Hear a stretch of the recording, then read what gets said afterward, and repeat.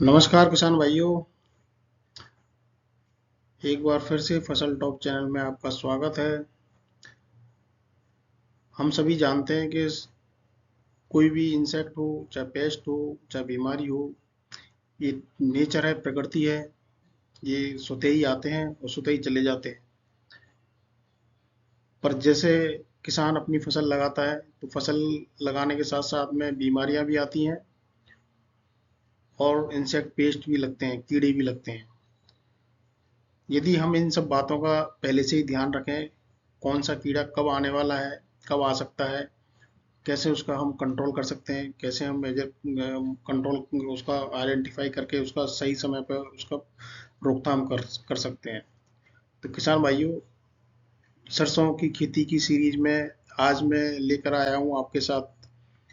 सरसों में एक मुख्य कीट है माहू, एफिड जिसको बोलते हैं। सरसों की फसल में माहू बहुत ही ज़्यादा लगता है। हम देखते हैं कि वो इतना ज़्यादा लगता है कि हम जब रोड पे चलते हैं तभी भी हमारी आंखों में लग जाता है। फसल के पत्तों को खराब करता है और फसल का जो डंठल फूल सभी में लगता है वो। फसल के प्रत्येक भाग में ये लगता है और नुकसान करता है और भारी नुकसान होता है फसल में। तो आज उसी के बारे में मैं आपके साथ में चर्चा करने जा रहा हूँ, जो आपको बताऊंगा। मेरे वीडियो को स्किप मत करना, पूरा देखना, जिससे कि आप तक पूरी जानकारी आपको मिले। फसल प्रबंधन में ये बहुत ही इम्पोर्टेंट टॉपिक है। कीटों बहुत ही महत्वपूर्ण है आपके लिए। वीडियो को स्किप नहीं करना है, पूरा देखना है। आप बीच में छोड़ दोगे तो जानकारी आपके लिए अधूरी रह जाएगी। तो किसान भाइयों, इसी के साथ में अपना जो टॉपिक है, सरसों की फसल में माहू का प्रबंधन। जिन किसान भाइयों ने चैनल अभी तक सब्सक्राइब नहीं किया है तो सब्सक्राइब कर लें और नोटिफिकेशन बेल आइकन पे अपना बटन दबा के तो समय पे आपको नोटिफिकेशन मिलता रहेगा। जो भी नई वीडियो है, नई जानकारी है कृषि से संबंधित, वो आप तक समय पे मिलती रहेगी। तो इसी के साथ मैं अपना सेशन शुरू करता हूँ। चलिए। ये बहुत ही छोटा होता है, बहुत ही नरम शरीर वाला कीट होता है। इसका यदि हम बात करें, जैसा कि फोटो में दिखाई दे रहा है, बहुत ही स्मॉल ग्रीन कलर का हरे रंग में दिखाई देता है। 2 से 2.5 मिलीमीटर, यानी बहुत ही छोटा है जो दिखता है। हल्का हरा, गहरा हरा या काला भी हो सकता है। झुंड में पत्तियों, फूलों और फली पर पाए जाते हैं। आप जब कभी भी फील्ड में जाओ, सरसों के खेत में जाओ, तो आपको इस तरह का हरे रंग का कीड़ा आपको दिखाई देगा अपनी फसल में। बहुत ही छोटा दिखाई देगा, 2 से 2.5 मिलीमीटर का दिखाई देगा। बहुत ही नरम शरीर वाला है। ठीक है, तो इन सब बातों को आपको ध्यान में रखना है। यदि हम बात करें सरसों का जो माहू है, जो अपना जीवन चक्र कैसे पूरा करता है पूरी फसल के दौरान, कब आता है, कब नुकसान करता है फसल को, तो उसको भी आपको ध्यान में रखना बहुत जरूरी है। अंडावस्था, सबसे पहली जो स्टेज होती है इसकी, अंडावस्था। यह माहू जो होता है, ये अंडे नहीं देता है, पर ये जीवित जीव को जन्म देता है। इसलिए इसका जीवन चक्र बहुत ही तेजी से फैलता है, तेजी से बढ़ता है। इसके बाद जो इसकी जो दूसरी स्टेज है, निम्फ अवस्था। नवजात माहू को निम्फ कहते हैं। आकार में छोटे होते हैं, हरे काले रंग के होते हैं। 4 से 5 बार कायांतरण, मतलब अपने स्टेजेस को चेंज चेंज करता है, बदलाव लेके आता है, करके वयस्क बनता है। ये अवस्था लगभग 5 से 7 दिन में तक रहती है। इसकी जो तीसरी अवस्था है, वयस्क अवस्था, जब निम्न के बाद में थोड़ा बड़ा हो जाता है, वयस्क बन जाता है, तो उसको वयस्क अवस्था बोलते हैं। नर और मादा दोनों होते हैं इसके अंदर, लेकिन अधिकांश आबादी मादा की होती है। एक वयस्क माहू रोजाना 5 से 8 जीवित बच्चे पैदा कर सकता है। इसके बाद आती है चौथी अवस्था, प्रजनन। ये प्रजनन कब करता है?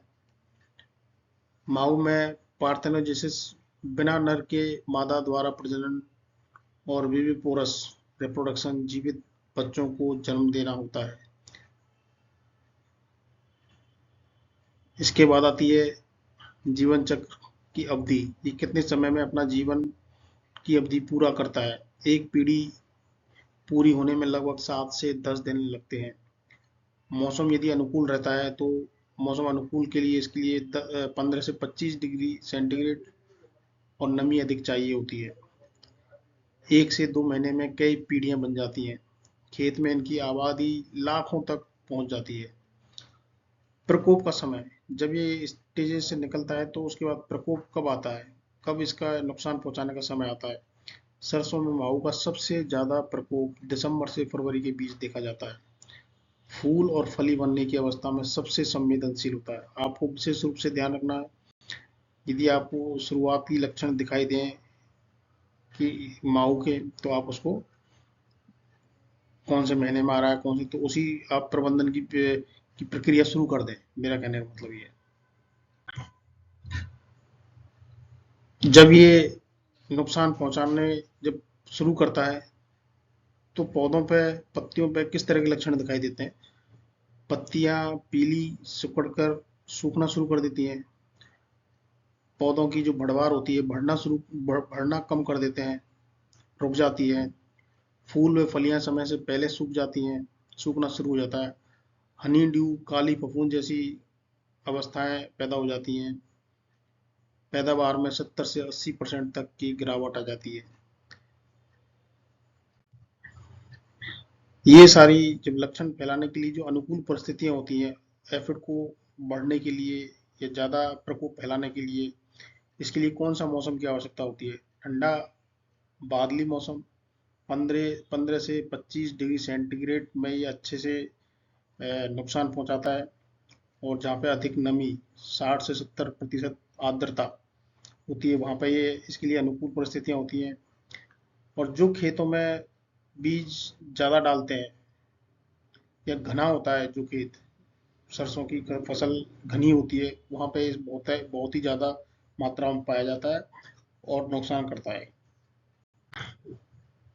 सरसों का जीवन या जैविक नियंत्रण, जब हम इन सब चीज़ों के बारे में पहले लक्षण, माओ के प्रकृति कैसी होती है, नेचर कैसी होती है, तो उसको कंट्रोल कैसे की जाए, उसकी रोकथाम कैसे की जाए। रोकथाम करने के मैं कुछ जैविक नियंत्रण भी आपको बता रहा हूँ। सबसे पहले प्राकृतिक शत्रु।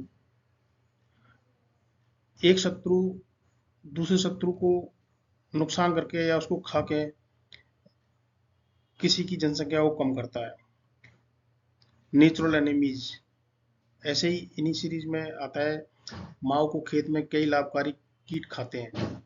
कुछ लाभकारी कीट होते हैं जो कि माहू को खाकर फसल को बचाते हैं। उनमें से है लेडी बर्ड बीटल, माहू की पूरी कॉलोनी को खा जाती है, तो इस तरह से वो कंट्रोल करती है। सिरफिड मक्खी, ओवर फ्लाई जिसको इंग्लिश में बोलते हैं, इनके लार्वा माहू को खाते हैं। लेसविंग, क्राइसोपरला कॉर्निया, हरे रंग के कीट, इनकी लार्वा माहू पर बहुत असरदार होता है। परजीवी ततैया माहू के अंदर अंडे देकर उसे नष्ट कर देती है। ये कुछ प्राकृतिक एनिमीज है जो कि आपको जहाँ से भी मिल सक।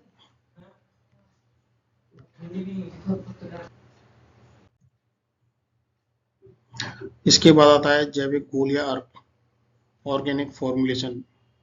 इसके अंतर्गत आप नीम का तेल, नीम ऑयल 3 से 5 ml प्रति लीटर के हिसाब से माओ की संख्या घटाने में बहुत ही उपयोगी है, कारगर है। नीम की गिरी का अर्क, नीम जो सीड होता है उसका यदि एक्सट्रैक्ट निकाल के हर 10 से 15 दिन में छिड़काव करें तो कंट्रोल किया जा सकता है। धतूरा तंबाकू या लहसुन का अर्क माओ की गतिविधियों पर रोक में काम आता है। केंचुए की खाद और जैविक खाद पौधों को मजबूत बनाते हैं, इससे कीट भी कम लगते हैं। फेरोमोन ट्रैप, पीले चिपचिपे ट्रैप जो होते हैं, yellow sticky trap. Yellow sticky trap बाजार में आसानी से मिल जाते हैं। किसी भी इंसेक्टिसाइड पेस्टिसाइड की दुकान पे यदि आप जाओगे तो किसान भाइयों 10 से 12 ट्रैप प्रति बीघा के हिसाब से आप खेत में लगा सकते हैं। इससे आपकी जो चैपा की और माहो की जो जनसंख्या है काफ़ी हद तक नियंत्रण में आ सकती है। ये बाजार में आसानी से उपलब्ध हो जाता है। ठीक है, यदि आपको ये नहीं मिलता है तो आप मुझे संपर्क कर सकते हैं। ठीक है, तो मैं आपको इसके बारे में डिटेल और आपको बता दूंगा। एग्रो प्रैक्टिसेस, कृषि प्रबंधन में यदि हम कुछ चेंज कर सकते हैं तो उसके आधार उस उसको उन बातों कुछ बातों को ध्यान में रख के हम कंट्रोल कर सकते हैं। जैसे जल्दी बुआई समय पे आप बुआई करें, इससे माहों का प्रकोप से बचाया जा सकता है। फसल चक्र का उपयोग करें, लगातार सरसों या तिलहनी फसल ना बोएं, घनी बुआई से बचें, ज़्यादा ज़्यादा घनी बुआई ना करें, मतलब ज़्यादा बीज ना डालें। इससे क्या होगा, वो पेड़ पौधों के बीच में जो स्पेस रहता है वो नहीं मिल पाएगा। तो आपको इन सब बातों का ध्यान में रखना है। ठीक है, सिंचाई का उचित प्रबंधन होना चाहिए, ज़्यादा नमी नहीं होना चाहिए। ठीक है, तो खेतों में पानी नहीं भरा होना चाहिए। ये माओ के लिए फेवरेबल कंडीशन पैदा करती है। जैव कीटनाशी, बायोपेस्टिसाइड, बेवेरिया बेसियाना फंगस है, माओ पर काफ़ी असरदार होता है। वर्टिसिलियम लेखेनी माओ पर रोग पैदा कर उसकी संख्या घटा देता है। मेथर्जियम एनिसफेली प्राकृतिक रूप से माओ को मारता है। ये कुछ बायोपेस्टिसाइड्स हैं, फंगस हैं जो कि उसकी जनसंख्या को कंट्रोल कर सकता है। तो इनको यदि ये आपके आसपास या रिसर्च सेंटर पे या कुछ इस तरह के प्रोडक्ट्स उपलब्ध हैं तो आप इनको भी उपयोग में ले सकते हो। यदि इन सब जैविक रसायनों से, जैविक कंट्रोल से यदि माहू कंट्रोल नहीं होता है तो लास्ट में आपको कुछ रासायनिक नियंत्रण है, उसको भी आप उपयोग में कर सकते हैं। जैसे इमिडाक्लोरोप्रिड है 0.3 ml प्रति लीटर के हिसाब से, थायोमेथेक्सोम है 0.25 ग्राम प्रति लीटर के हिसाब से आप उपयोग में ले सकते हो। थायोमेथोट है 1 ml प्रति लीटर के हिसाब से।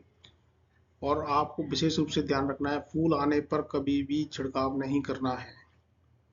ठीक है, कोशिश करना सुबह मॉर्निंग टाइम में स्प्रे करो या फिर इवनिंग टाइम में, दोपहर के टाइम में कभी भी स्प्रे नहीं करना है। इन सब बातों का छोटी छोटी बात है जो कि आपको ध्यान में रखनी है।